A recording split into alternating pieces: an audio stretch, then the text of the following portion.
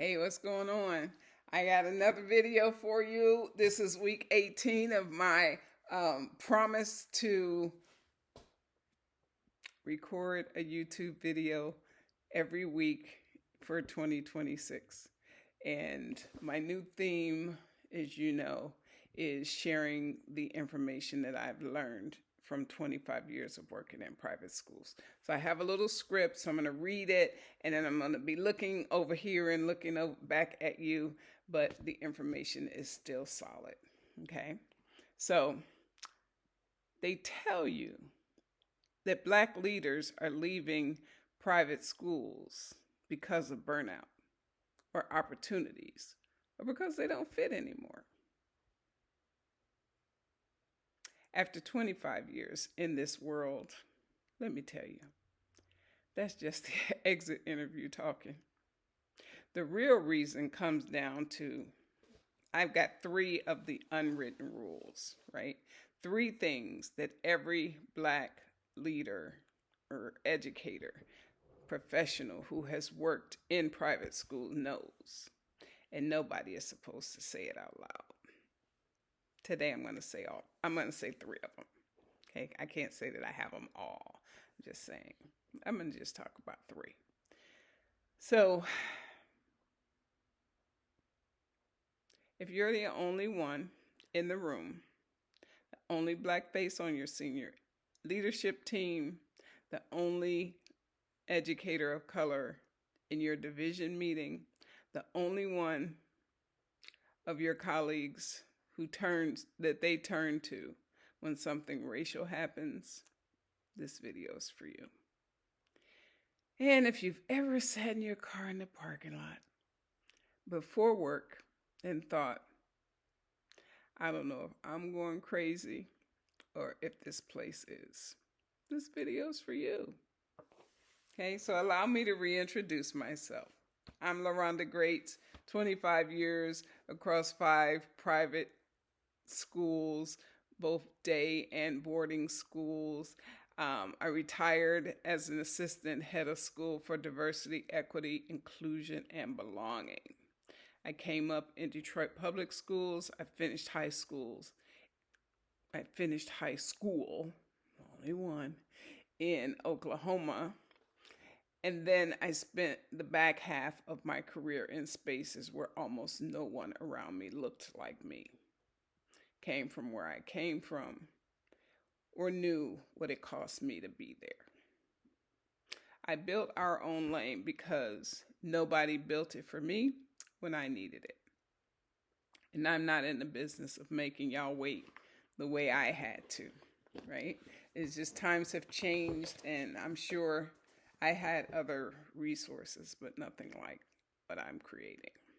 Okay, so for years I sat in affinity spaces across the table from educators of color, from different schools, from different cities, who were older than me or younger than me, in different roles: classroom teachers, division heads, deans, etc. And I've heard I've heard these 3 things pretty consistently over and over again in some form or another. Today, I want to name these 3 things out loud because the day we name them is the day that we stop carrying them by ourselves. So, here we go. 3 unwritten rules. Let's go. One is, when I started, I felt like I stepped onto another planet. That, or some version of that, right? Of what I heard from people. And these are people with undergrad, masters, PhDs, you name it, specialties, certificates in their particular area of expertise. And if they were Black, I'm hearing the same thing. They felt like they were walking around their campus, beautiful as it is, but they did not feel like they belonged there. They felt like they spoke a different language. They would be speaking, and the people around them who were not Black didn't quite understand the words that were coming out of their mouths. I've had that experience happen because independent schools run on a code. There's a vocabulary, the way that they talk about families, the way they talk about the endowment, philanthropy, giving, the way they talk about the work. There's an etiquette. What do you wear to the gala? How about them silent auctions? You know about them silent auctions? I remember those. Who do you sit next to in the all school meeting? When you can push back and when you absolutely cannot push back against something. Do you know? Is that written in your handbook? Okay, there's a network. The people who to know. The conferences you have to be at. The recruiters you have to know, who have to know your name before the job is even posted. Right? There are people who have inside connections and know people at other schools, etc. If you're new to this independent school environment, you don't know those things. Okay, but your colleagues might know them. Those who are in the majority at these schools, they might know them. They didn't learn these things in a workshop. Like we can take as many notes and attend as many sessions here, there, and everywhere, but there's that unwritten rule that you're not quite privy to. Okay, your colleagues who are in the majority, they learn these things from their friends. You know, they might have they are in the majority, so they talk to each other. They're going to find common threads, common people on your campus. I remember when I used to work at my first boarding school, and the rule was that if you were on duty, so if you were on duty in the girls' dorm, whatever dorm you were in, you had to have dinner around the table with your colleagues. And there would be conversations going on, and my head would just be spinning. I would just be sitting there going, I don't know what they're talking about. I don't know what they're talking about. Whether it's a movie, whether it's a sport. I had never heard of lacrosse, to be honest, before I got in my first private school. I know a little bit about lacrosse now. That ball is hard. Don't get hit with a lacrosse ball. It'll hurt you. But they were learning these things. Somebody passed them a playbook. I'm here to try to break down some of these things for you on this channel and through my community. So, yeah, let's get to it. So what you and I have been doing, what I had to do was to be translating the language of this new planet that I had landed on in real time, while I was teaching, while I was leading, and of course while I was being watched. So if you feel like building the plane, like you're building the plane as you're flying it, that used to be one of those exact phrases that we would talk about all the time. I'd be like, that's right. This plane is already up in the air. Already accepted the job. I know I'm qualified to do it. Talked about that in the video last week. But there are I need some tools. I need a special wrench. I need a special screwdriver so I can be successful at this place. And I just want you to know, you're not failing. You're just decoding. You're figuring these things out. Ooh, and decoding is a skill that nobody is paying you to do, on top of the actual job that you were hired to do. I remember my ex-husband was in the Army, and he told me that they had an expression that said if they wanted you to have a family, they would have issued you one. You were issued a handbook when you came into this school, but it does not include all of these unspoken, unwritten rules.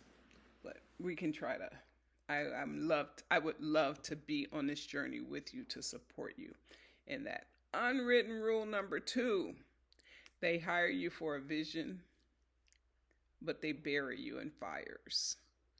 Do you know, I experienced this during for the first time during after 9/11, when the World Trade Center and those other buildings were attacked, and so many people died. I was living in New Jersey at the time, and we had to change so many things and in our policies and our mission, and it was hard to kind of get your footing in the area that you had been hired to do, because we needed to make sure that our policies and everything were in place to protect the students and to support the kids who may have lost a parent or a family member or friends in this terrible, um, terrible attack that happened here on American soil. And then there was COVID. Ooh, I don't know about you. I still kind of don't even like to think about it, because it was such an upheaval. So many things going on at the exact same time. And at that time with COVID, there was also the murder of George Floyd and so many other um, so much police violence against Black people. And how do you manage that? I remember during 9/11, it was supporting, making sure also that my Muslim students felt supported and not attacked just because of who they were saying, how the crackdown in the country happened. And then after COVID, during the Black Lives Matter, and in private schools, there were Black at pages. If you were Black at whatever school, fill in the blank of the school. And then Instagram had people telling stories of racial discrimination and other inequities that what's happening at these private schools. And if you were the only Black one at your school, how were you to handle that? Right? Maybe you had your own experience of being Black at your school. But as the professional, as the leader, did you have space to speak about your feelings? Generally, I would say no, because you're supposed to be the professional. You're there to support the students and everything. And that's true. That is absolutely true. And you need some support as well. So you were hired, they recruited you to be a visionary and to be this transformational leader. Okay, they use the word transformational so many times that you start to believe that you're going to be able to transform something.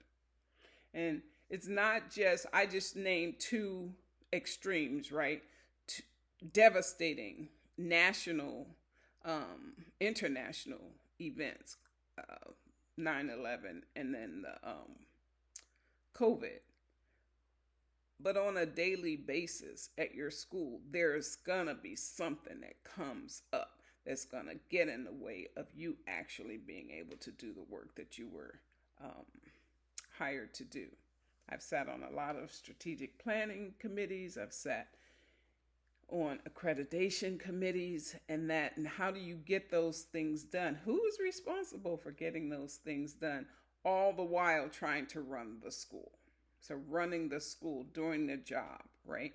You're busy, and who's assessing whether or not you are jumping into the fray, into the fire? You got your hose, you got your ladder, you got all of your tools to help support putting out this fire. But how do you know that you're putting out the right fire? Who's keeping you in line? Who are you able to unpack some of the things that are coming at you that do you find out you're not meeting the matrix, the rubric at the end of the year when it's time for you to be evaluated? Yeah, there's a way that we can do something about that. So I'm gonna give you some tips when I get done. Let me give you one more. What I want you to do if you find yourself in that particular situation, right, is to write down the work that you were hired to do, the actual job description, and then look at how you've spent your last 2 weeks, especially this time of the year because it's super busy, right? Write that down and then look at, is there a gap between what you were hired to do and what you actually do? And figure out how can we close that gap a little bit more, right? So that you feel fulfilled in the work that you're doing, and then the school feels like they're getting out of you what they hired you to do. Okay? And then the last piece has to do with watching disposability in real time. And no one is talking about it. So this is a hard one, right? Last year, 600,000, was it 600,000 Black women lost their jobs? It's a whole lot of people losing their jobs. And when that happens, how is it handled at your school? How have you seen it handled? Is the person here one day, gone the next? And if they're here one day, gone the next, and especially if they're like you're there are two Black people at your school and one of them is gone, what do you do? I mean, none of this is meant for you to have to figure out on your own, right? Again, I think it just doesn't rise to the level of thought about, well, how would I feel? And I know for years we've talked about increasing numbers, whether it's we've got 3 Black kids in the kindergarten. And we've got 4 kindergarten sections. Do we put 1 kid in each class? Do we double them up? Do we put all 3 of them in the same class? What do we do? That's one example. What do you do with the adults, though? If you got 1 Black person who works in admissions, another one works over in the business office in the business office and doing with the CFO, and then you've got 1 Black classroom teacher. Do they need each other? Do they have support? Does it count that you have 3 Black people working at your school? Do they ever see each other? That matters, right? So hopefully you will figure out, and if you join our own lane, these are the kinds of things that happen that I know that I have seen happen over the course of my 25-year career in schools, and I'd like to support you as you're going through. It's not changing, but it certainly would help if you had someone who understood what it's like for you going through this and being in this space all by yourself. So let's see what else my notes say. I'm looking at my notes now. So you're not supposed to say these things out loud. That I'm watching a Black leader or a Black colleague being treated as disposable. You're supposed to keep your head down, do your job, smile at the meetings, and pretend that you don't see a pattern that is very clear to see. You're not going to do that. I'm not going to do that on this channel. I'm not going to ask any of you to do that either if you join our community. If you're watching what so many of us have watched,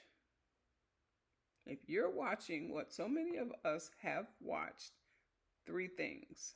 Number 1, document what you're seeing. Write down what you're seeing with dates so that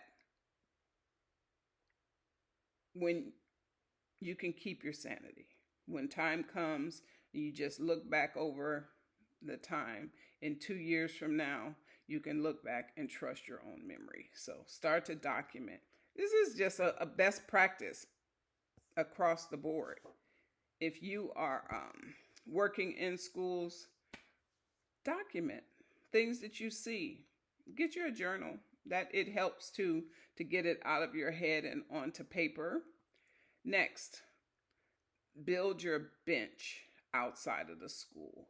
Mentors who do not work where you work. Okay, that's what I'm trying to uh, build with our own lane. Have a community of folks that, and there's a map in the school community that when you join the on ramp, you'll get invited into the school community. And there's a map there that shows you, that'll show you where the members are located. And they don't all have to be where you are, because you never know how things are going to change in your career, where you're going, where you're going to end up, where your ideal place is, right? What if you just decide that you want to know something about a school that's in Minnesota, for example? I live in Virginia. I would love to have a community of folks in Minnesota that I could reach out to. Okay. So you want to have people who can hold the truth with you. People who are not protecting their own seat at the table. Have you had that happen? I have. You know, and you can't be mad at them, right? If they have to feed their families, etc. Number 3, prepare your exit, even if you do not take it. So we never know. Always keep your resume updated. Have quiet conversations. Have a financial cushion. Not because you're leaving tomorrow, but because freedom is having options. Okay? So those 3 unwritten rules, the hidden language, the vision to fires, bait and switch. So got a vision. You're here brought in to bring forth the vision, and you spend all of your time putting out fires. That's a bait and switch. And the disposability that you're not supposed to name. If you saw, excuse me, if you saw yourself in one of those scenarios, drop a number in the comments. 1, the hidden language that you don't understand. 2, for the vision to fires, bait and switch, right? Hired to do one job, got in there, you're doing something else, putting out fires all day. Or number 3, disposability. You're not supposed to name it. You're just supposed to see it. And cross your fingers that you're not next, I guess. Whichever one hit for you, 1, 2, or 3. So I read every comment and that'll tell me what to talk about next week. If this is the kind of conversation that you're hungry for, the on-ramp of our own lane is free. It's the front door. Come walk through it. The link is in the description. If you are at a decision point right now, thinking about leaving, think you're ready to move up the ladder, thinking about how to handle a specific situation that has you stuck. I also do 1-hour clarity calls. 1 person, 1 hour, your situation. That link is also in the description. And if you're ready for deeper work, the cohort, the community, and we are walking through this next school year, 2026-27, together, energy. That's the accelerator or the pace setter. The pace setter also is a full year cohort, one-on-one, and then higher level community. So those doors are open for the inaugural cohort right now as well. Whichever door you walk through. Or even if you just sit with this video today and don't do a thing, please hear me say this. You don't have to figure this out alone. Before you go, don't stop here. The algorithm is putting the next video that you need to see on the screen right now. It's the one YouTube thinks that will help you the most. Click on it and keep learning. And I'll see you in the next video.